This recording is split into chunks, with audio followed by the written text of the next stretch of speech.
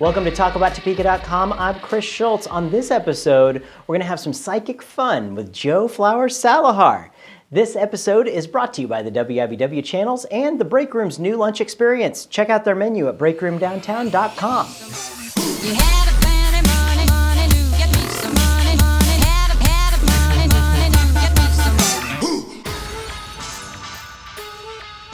Did you get it?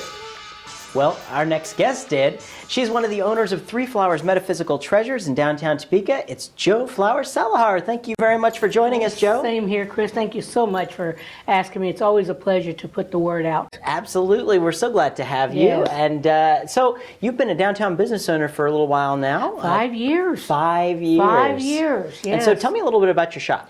The shop is not a flower shop. Yeah. Like a lot of people assume. It's a metaphysical store. And we sell crystals, we sell spiritual quilts, as well as gemstones. We have one-of-a-kind jewelry. If you buy a piece there, you won't see it anywhere else in Topeka. Interesting. And we have salt lamps, and we even have some unique jewelry boxes. We have telephone caddies that have little sneakers on them. They're so cute. We have a little bit of everything. We encompass everything. All religions, Wicca, Christian, Catholics, Buddhism. So we have a little bit of everything Very there. eclectic store down Yes, there. yes. Very good. And we have the best incense in town. It's locally made. And we get our vendors from Houghton, Kansas, and we can have that incense. We don't even have to burn any in the store. People come into the store and they go, "What are you burning?" I go, "Nothing. That's just the incense we have. We have them in big jars, and they can pick whatever they want, and they last forever." I have actually a little vase in my bathroom with about 5 sticks, and I never burn them. Wow. You don't need to. No, they're just really fragrant. Huh.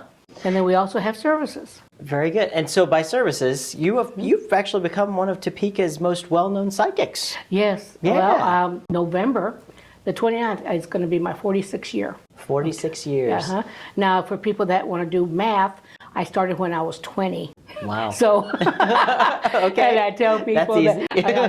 there's not a question that I have not heard. Wow. So explain that to me. How does that work? Well, I was born with the gift, but growing up in a very Catholic home, Hispanic, and older generation, I wasn't allowed to play with cards at all.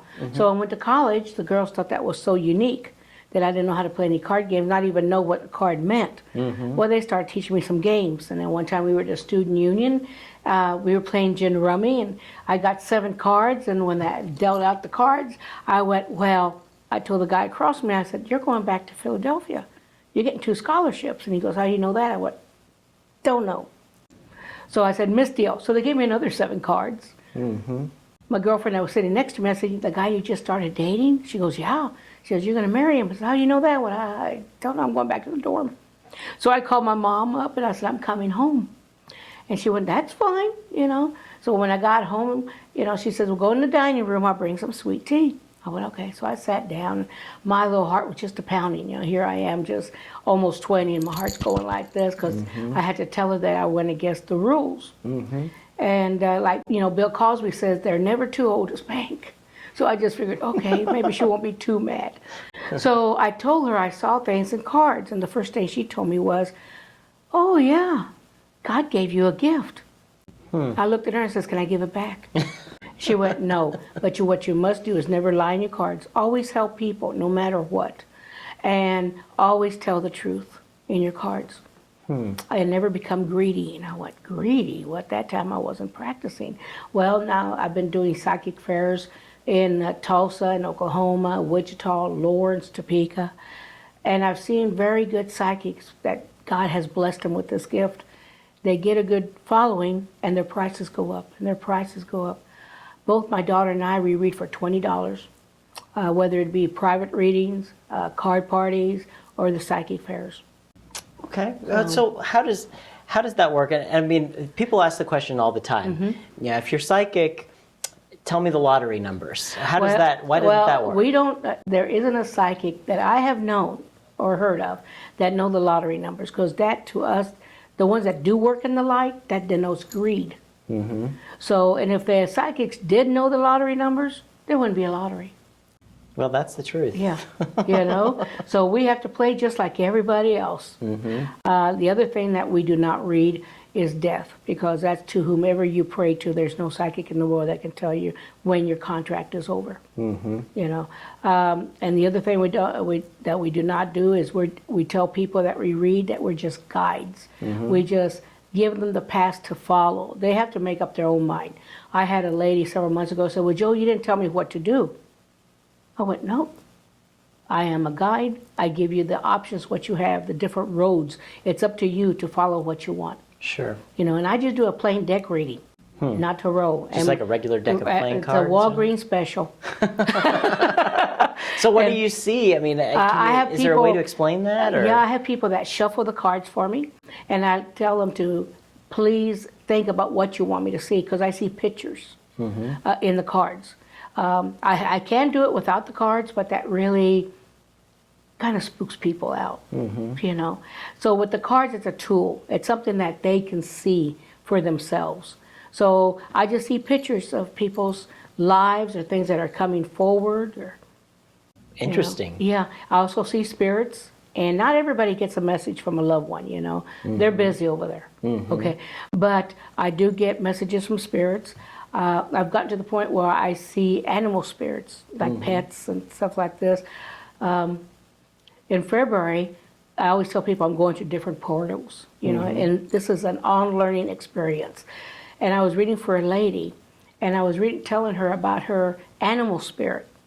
And I'm trying to get a clear picture, because sometimes it comes in, but it comes in really rapid. And I said, well, it's a large animal. And I was trying to describe it. I look up, and the horse's head is right next to her. And I jumped out. I went, oh my God. She goes, what's the matter, Jo? What's the matter? I said, it was a horse. She went, yes. I went, uh-huh. I said, I'll describe it. And I described the horse and the markings it had. She goes, oh, and she's all right. I said, yeah, she's just fine. When the person left, I had to talk to St. Jude, because that's my spirit guide. I said, can you warn me next time, let me smell hay or oats or something, just don't scare me like that. And my daughter, she can also get messages from spirits. She can do what they call co-readings. Like people come into the store and she'll look at you and goes, well, you really been hurting. And they'll go, why? And she'll tell them, But that's some of her niche. But she's been doing it about, I would say maybe 15 years. But the feedback I'm getting from her has been really good. It's this kind of stuff that gives you goosebumps. And it's still, people still call me up and says, oh my God, Jo, you know what you told me? And I go, no, because I don't remember. As soon as you leave my table, I forget, And I said, no, I don't remember. And I said, oh, you said this, this, and this, and it all came out. I said, really? So I enjoy the feedback. I really do. Well, what do you tell, and here I've always been, when I was a little kid, I used to be a magician, and I used to do tricks and everything, and magicians are very skeptical people by nature, because it's what we do. I mean, our job as a magician is to entertain people with illusions. And so the whole idea of psychic energies and all of that is something that magicians are naturally skeptical to. What do you tell people who are just skeptical? I mean, I just tell them to shuffle and let me read, because I don't ask any questions. If a psychic asks you, what are you concerned about? Right there, you told them. What they have to zero in. Here you go on my finances. Well, you either lost a job, you're going to lose a job, your finances are really bad, you're really I don't. People will tell you, as soon as it sits at my table, they shuffle, I start talking. And that's the way it's supposed to be done. And I tell them things that a lot of times even their friends don't know. Yeah. Interesting. And it's one of those things you have to be doing that. You tell people it's just for entertainment purposes. Yeah. I mean, you really shouldn't live your life They cannot live by it. it. Yeah. That's why both my daughter and I do not read for children. Yeah. They have to be at least 16. And I've had clients get irritated with us because we won't read for their child. I don't want a child to depend on psychics. Well, every move, I got to call a psychic. I can't decide that. I got to call a psychic. No. God gave us free will. He gave us free thought that you don't depend on that. You can do it for affirmations. Sure. You can do it to maybe get you over a speed bump. give you a different path, let you know, well, if you decide to stay on this road, this is what you're going to have. If you decide to stay on this other road, this is what you could have. So, Sure. we're just guides. Absolutely. We don't diagnose, Yeah. but I do see, because I don't see death, St. Jude has a strange sense of humor. What I do see is dots on people, like a laser pointer. And if I see something on a person, I'll tell them, he says, you need to get that checked. Well, what do you see, Joe? I said, I don't know, but I really advise you to get that checked. They'll go, oh, okay. And they'll go and they'll say, well, guess what? I went, But we don't diagnose because that's too much liability. We're not doctors. Yeah. We're spiritual intuitives. It's not what you're doing. No, we're just spiritual intuitives. Wow, that's very cool. Very cool. And when people come to you and they say that they can do something and you can't do it, like everybody gets naturally skeptical about it. And I think it's really interesting to hear the perspective of what you can do. And we're guided by our spirits. My daughter is guided by her angels and the Virgen de Guadalupe. I've always been guided by St. Jude. When I was 7, I had a rupture appendicitis. And I wasn't expected to live. And the doctor told my parents, make plans. Well, when I was at the St. Margaret's Hospital in Kansas City, this little nun came in, just old little ancient nun. And she moved my hair and she says, if you pray to him and you believe in him, he will guide you throughout your life. So she put a little St. Jude medal on my pillow and pinned it. I still have it, by the way. And when my mom came in, I told her, I'm not going anywhere, Mom. Don't be buying flowers because this little nun told me this and that. Mom said, and the doctor was with her. He goes, she's hallucinating because she has a high fever.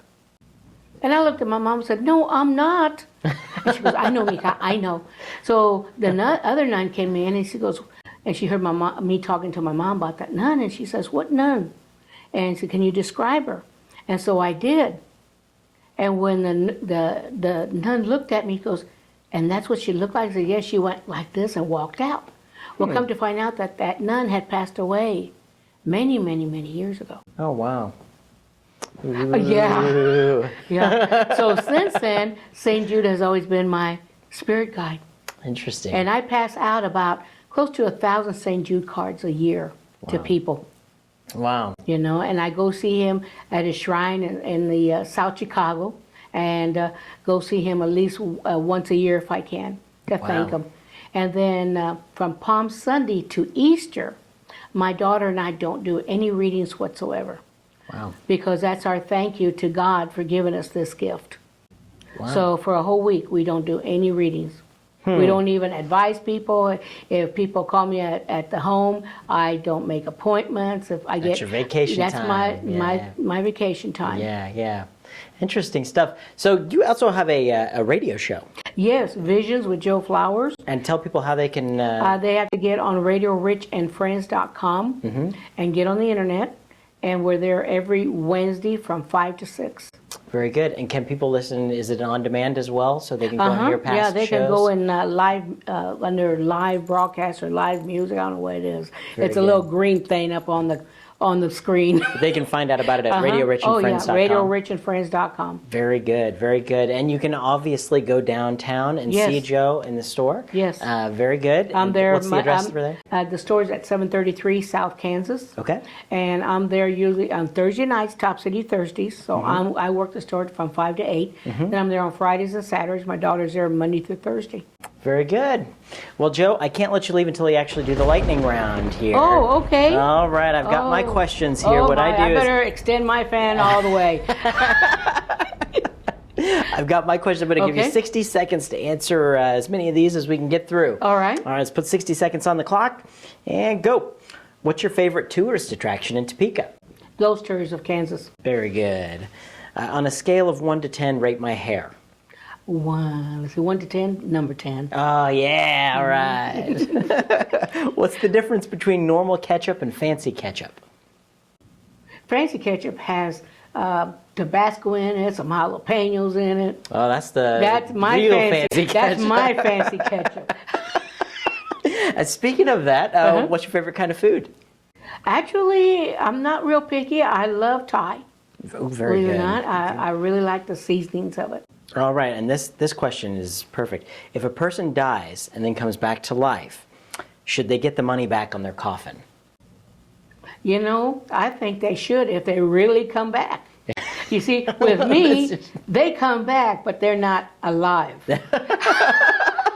So no refunds at that There's point. no refunds, no. And Joe, last question. What's your favorite television show to watch Tuesday nights at 9:30 on my TV? Talk about Topeka. Yeah. Well, Joe, thank you so much for joining us. Thank you so much for asking. Really appreciate you coming Same by today. here. Thank you.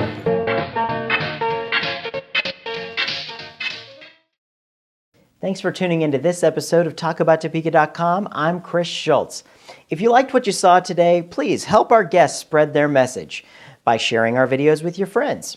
You can also find us on Facebook, Twitter, and be sure to subscribe to our YouTube channel. This episode of Talk About Topeka was brought to you by the WIBW channels and Field of Greens, a garden bistro in downtown Topeka. Topeka's #1 salad bar, according to me. Thanks for joining us. Remember, keep talking about Topeka.